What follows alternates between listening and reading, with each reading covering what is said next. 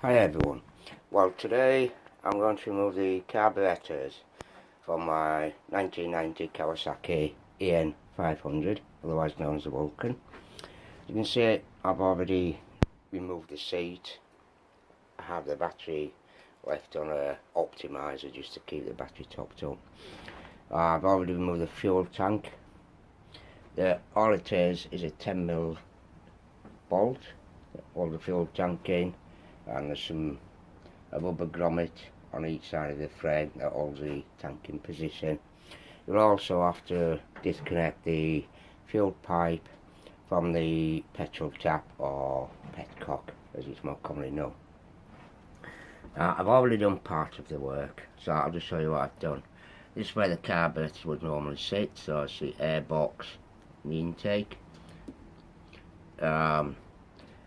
For some reason, whoever's had these off before has only secured the rubbers from the airbox with a cable tie, so I'm going to replace these with the genuine Kawasaki spring clips. So you would remove these spring clips, loosen off the clamp, slide the carburetor forward. You can actually just push these rubber ducts back to give you a bit more space. Once you've done that, you can slide the carburetors out to the left hand side of the machine. Now I've still got the throttle cables connected here, so I'll just show you how you do this. On the handlebars on the right hand twist grip, you'll see, if I can get here properly, yeah, right, this is your throttle adjustment here. So you need to I need to loosen off this lock nut, screw the adjuster in fully, and then you have two cables.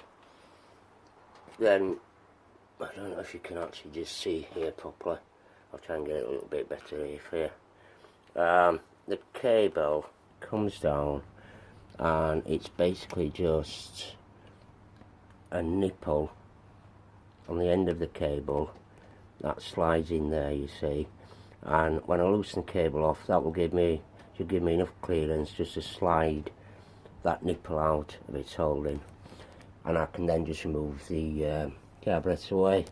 Now what I've also already done, I've already disconnected the coolant vacuum pipe from the carburetor, and the same over on this side. I've disconnected it on this side as well. Once I get the carburetor on the bench, I can then remove the other vacuum pipes as and when I need to, but at the moment I've just left them all in position, so I know where they all go, and I shouldn't really have any problems with that. So I'm going to just crack on now and loosen off these throttle cable adjusters and see how we go. Alright, okay, so it's a 10mm spanner. You see that? Probably can't see that. So just loosen off these adjusters.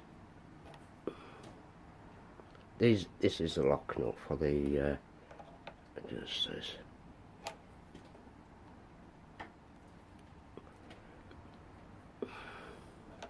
Yeah, that's going to be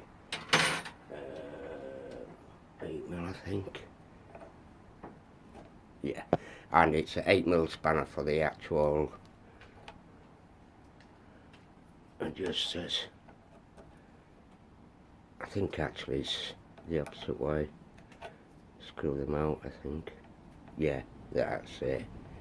Just screw them out a bit.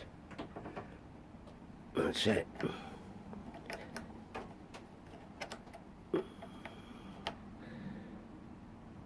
I don't know if you can see this very well or not, really. Just to give myself a bit of slack, really, on the cables. Now, to actually remove the throttle cable from the carburetor, you see on see if I can just get this in focus for you. This is the end of the one of the throttle cables. You have two, which one an accelerator, one a decelerate cable. There's two lock nuts. They go into this little clamp here, so that's bolted into there.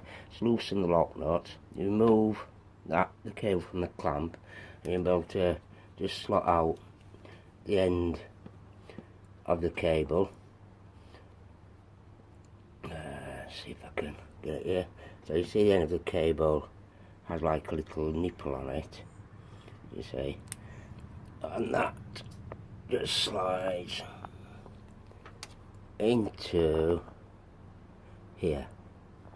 So if see this little bracket here, so the nipple just slides in there and the cable across, and that's how you undo the throttle cables, and then the carburetor will just slide away from the bike.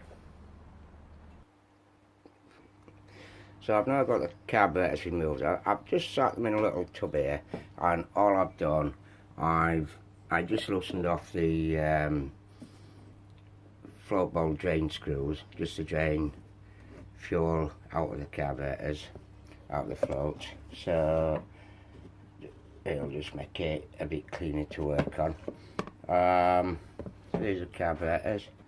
It's looking quite dirty actually, so I'm not surprised it wasn't running too good. It was actually running okay, it was just on the tick over and everything that I was having problems. So I'm going to give these, going to strip them a little bit and give them a good clean up and see how we go. So there you are, that's how to remove your carburetors on a Kawasaki EN500. Mine's a 1990 A1. Quite easy job to do, and to replace them is just exactly the removal.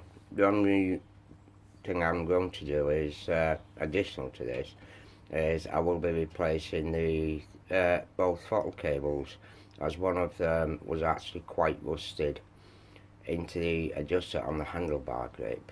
So I will be getting new cables, lubricate them and replace them as well. So once again, thanks for watching, safe riding, and I hope to join you again soon.